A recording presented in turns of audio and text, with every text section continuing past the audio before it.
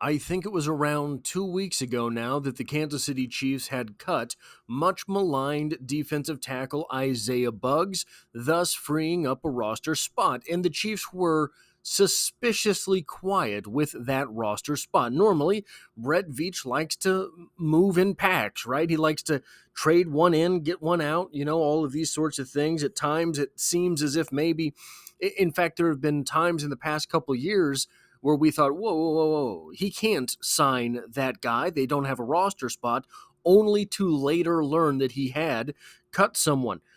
I made a video speculating what we would see. I thought it was likely we would see a defensive tackle signed. After all, we were replacing a defensive tackle. I thought it was possible there would be an edge signed, maybe a corner, because Brett Veach is Brett Veach after all. I kind of didn't really believe, if memory serves me correctly, I didn't go back and watch the video, I didn't really believe the Kansas City Chiefs would sign a wide receiver because there are already 13 wide receivers on the roster. Well, guys, they went out and they signed an undrafted rookie free agent wide receiver who was previously with the Saints. His name is Kyle Sheets. He is from Slippery Rock. Apparently, this is the rival school of Mossy Stone. So what is it that the Kansas City Chiefs are getting with wide receiver Kyle Sheets? Unsurprisingly, there's not a whole lot out there, at least readily available. But there is an article, so be careful, because there is an article out there already written about this signing that has some details about Kyle Sheets that I don't think are accurate. So apparently Kyle Sheets was invited to participate in the Temple Pro Day because the Browns were sniffing around and had requested that he be present. The article in question lists a few things that I don't think are true. It says that Kyle Sheets is 6'4" and 220, but at the Temple Pro Day, he was reportedly 6'2", 217 pounds.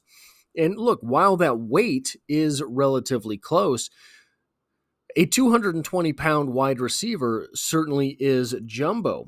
But here's the one thing that really raised my hackles, and that's why I had to go and say, hey, I got to find an original source. The article in question lists a 4.0 short shuttle time for Kyle Sheets. Now, a 4.0 short shuttle time is not impossible, but unless I'm mistaken, that would put you in like the 98th percentile of short shuttle times. And if this guy is 6'4", 220 with a 98th percentile short shuttle time, well, then I can tell you exactly what the Kansas City Chiefs are planning to do with him, and it's start him at wide receiver. But I went to the Temple website to find the Pro Day numbers for the organization, and they did not list a short shuttle time. I got to be honest with you, I just don't see that being, especially after having watched the prospect to the extent that I could. I don't think he's a short shuttle specialist. He looks fast enough, but short shuttle times are different types of times. And if you pay attention to that sort of thing and you start logging through the guys with really quick short shuttles that those guys, they pop out on tape. Oftentimes, they're not exactly all of the football player that you would hope they would be, but I mean, that's no different than a guy with a huge bench number or a guy with a great 40. But, so what do we know here? Well, in 2023, he had, last season in D2, he had 76 receptions, 1,186 yards, and 17 touchdowns. And guys, I'm going to tell you how that offense went. The quarterback would catch the snap, the quarterback would take the snap from the center, and he would drop straight back and just let the ball go. I mean, just let the ball go. Throw it up there. He's going to get it. So that is a 15.6 yard per reception average. And from the tape that I was able to watch, I don't know how that average wasn't higher because I didn't see him catch the ball within 20 yards of the line of scrimmage. So what are the measurables on Kyle Sheets? He did run a 4.52 40-yard dash at the Temple Pro Day. Here's another thing. Just randomly, that article in question listed him with a 38-inch vertical. He had a 37-inch vertical at the Pro Day. Maybe there's something out there that where he had a 38-inch vertical. It's just a weird thing to have a different number on. He did 16 reps on the bench press and had a 10-foot 2-inch broad jump. The 10-foot 2-inch broad jump, not a bad number, but it's another number that makes me think he's probably not running a 4-flat short shuttle, because if you've got, I would imagine he would have a greater broad jump at 6'2", 220 if he was able to actually crank out a 4-flat short shuttle. Now, some of the other things that I saw, he is a deep threat. He was a deep threat at the Division II level. I don't know what his route running capabilities are going to be in intermediate and short routes. He appears to be a polished athlete. He appears to be a polished deep threat. The problem is going to arise if he is not able to be a deep threat in the NFL. This is one of the things that we saw with Rashee Rice. Rashee Rice in college, Rashee Rice, his first year in the NFL was not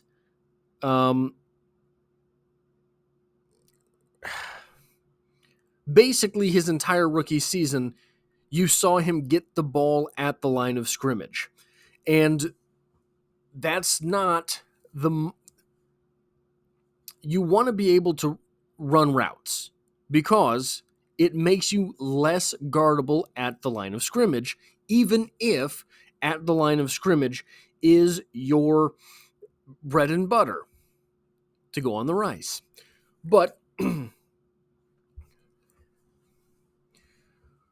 it was not until I would venture to wager the playoffs where we really started seeing Rashee Rice drag across the field, where we really started seeing Rashee Rice being counted on as a wide receiver as opposed to a guy who catches the ball at the line of scrimmage.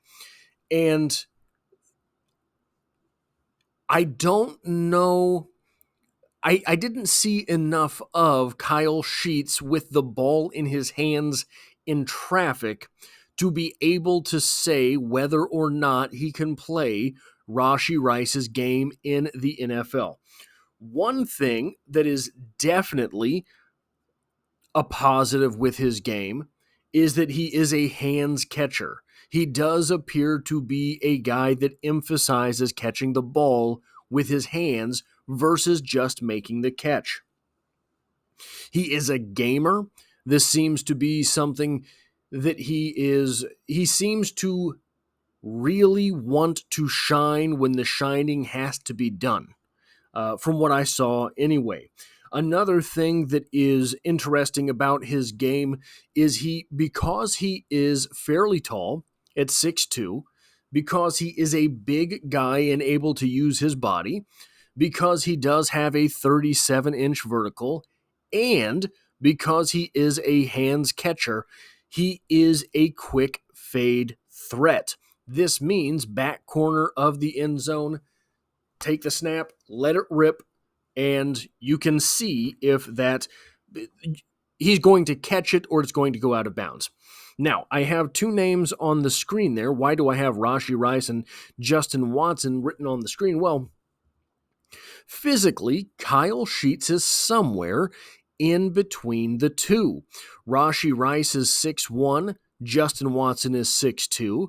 Kyle Sheets is that 6'2" that is Justin Watson. Rashee Rice is 204, Justin Watson's 215, Kyle Sheets is 217. So he is closer to Justin Watson, but he's bigger than both of those guys. The 40-yard dash, Rashee Rice runs a 4.51, Justin Watson a 4.44, and Kyle Sheets runs that 4.52. He is an explosive guy as well with that 37-inch vertical. We had from Rashee Rice, where is it here? A 41-inch vertical. So 41's an elite vertical. 37 is a really good vertical. But one of the things that you start to sort of wonder with here, by the way, Rashee Rice ran a 4.23 40-yard dash. Not that he's the fleetest of guy on foot, but to have a quarter second of a better time than Rashee Rice would be a pretty phenomenal thing. Rashee Rice was not able to establish himself as a downfield threat in his rookie year, running a 1/100th of a second better in the 40 and being around the same size. Now, Justin Watson was a pretty decent downfield threat. He's not great, don't get me wrong, but he's a good downfield threat, especially if you're talking about your fourth or fifth wide receiver. This seems counterintuitive, does it not? Justin Watson is a bigger guy, but only marginally so as far as height is concerned. And those 40-yard dashes, Justin Watson's a 4.44 guy and Rashee Rice a 4.51 guy, 7/100ths of a second.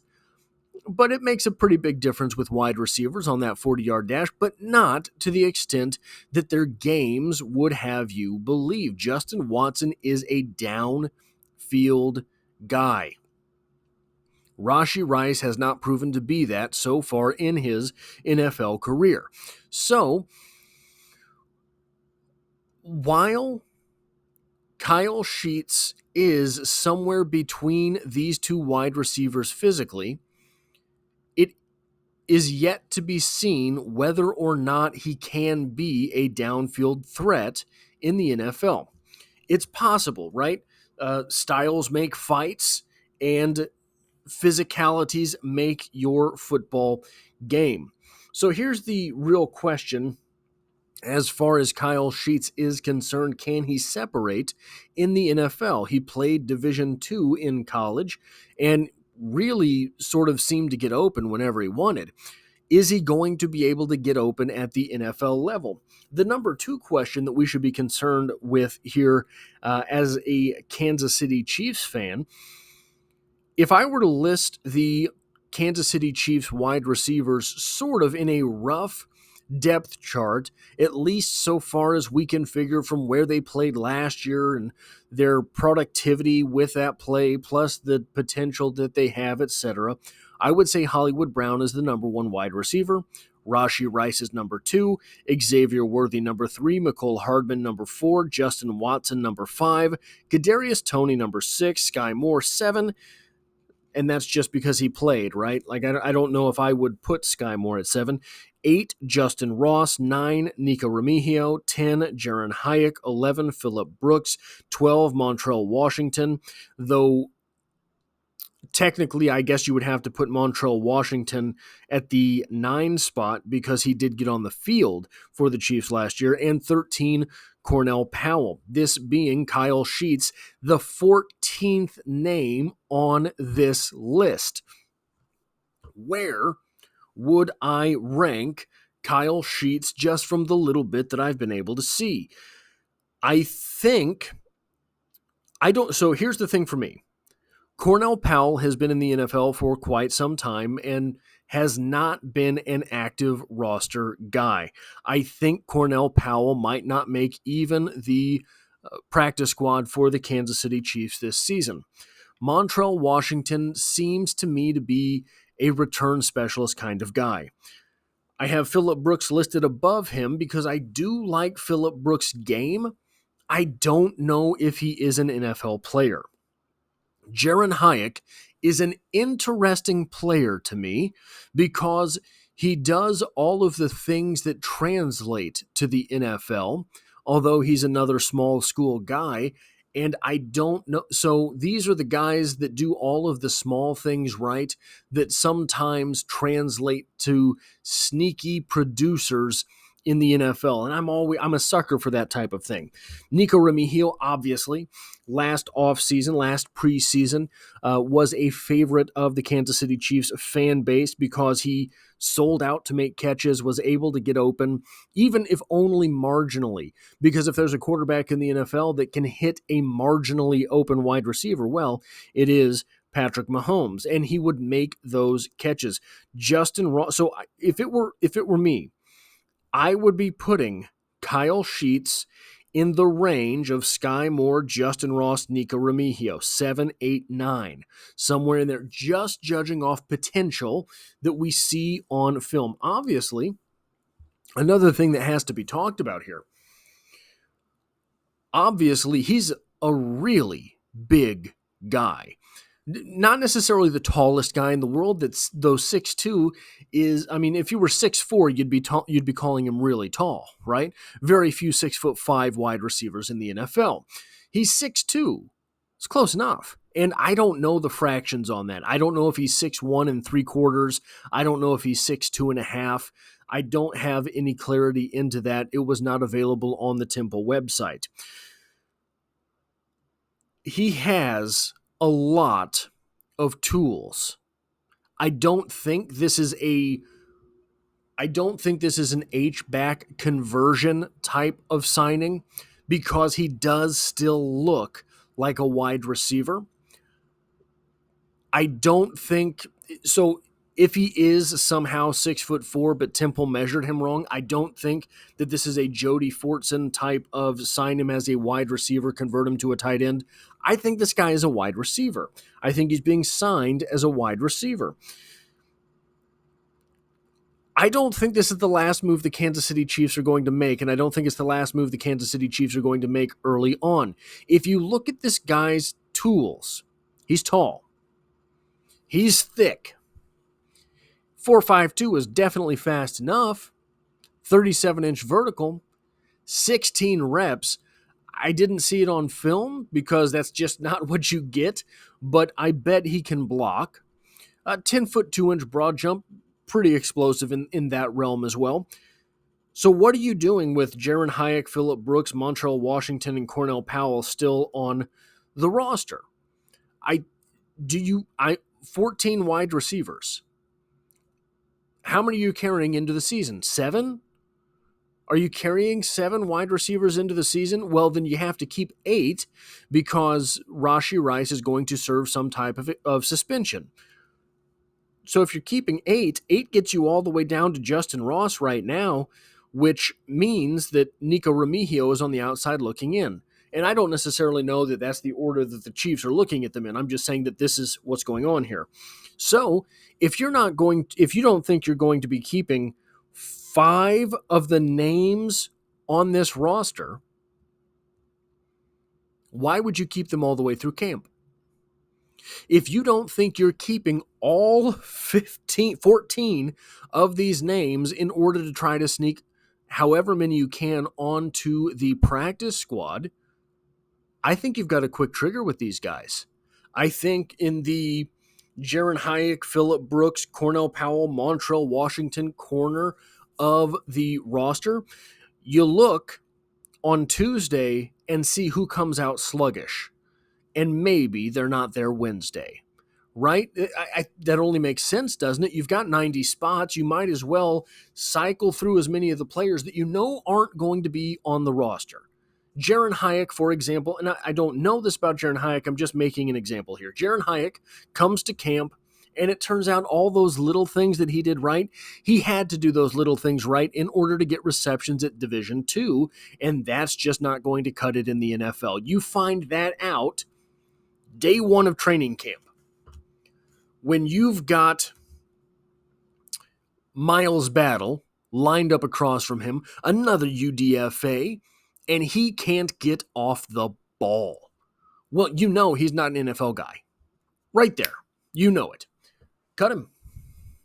And I think that's what we're going to see with this roster, because Brett Veach, so this is the first time with this 90th roster spot.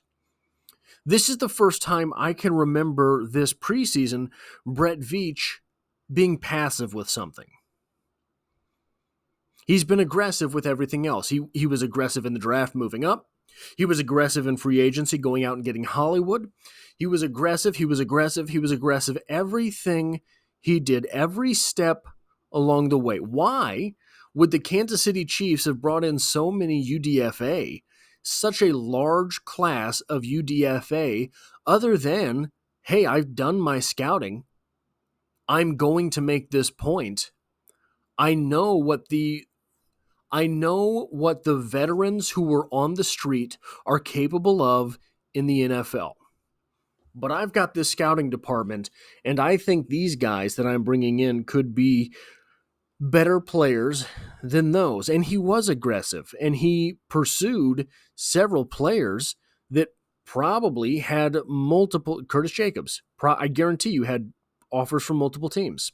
Fabian Levette, I guarantee you, had offers from multiple teams, had to pay more money for it.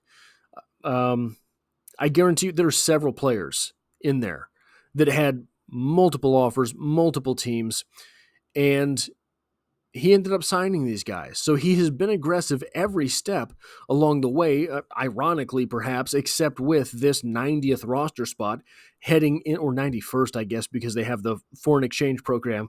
But I don't think that this is the last move we are going to see. I think we are going to see a whole lot of turnover early in camp. And another thing that's going to do from like a CEO perspective, if you look at Brett Veach as the CEO of the team, is now if you cut Jaron Hyatt, just as an example, I don't mean to pick on Jaron Hyatt, but day 2, you cut Jaron Hyatt. Day 3, guess who's playing a whole lot harder? Everyone, because they know you're not guaranteed a job through camp. You're not guaranteed a job through cut down day just because that's cut down day. And I think that Brett Veach is absolutely sold on the idea of winning a 3rd consecutive Super Bowl and has his pedal to the metal and is going to be doing everything in his power to get that job done. Now, I think that is all I have for this video. I thought I had a couple more notes, but I cannot find them. You would be surprised to see what a mess my desk is. But that is all I have for this video. If you like or appreciate what it is that I do on the channel, hitting the like button really does help me out, as it tells YouTube to share this video with other Kansas City Chiefs fans. If you find yourself here by chance but not design, consider hitting the subscribe button in order to stick around for more Kansas City Chiefs content. I drop multiple videos every single week, and I hope to have you back for the next one.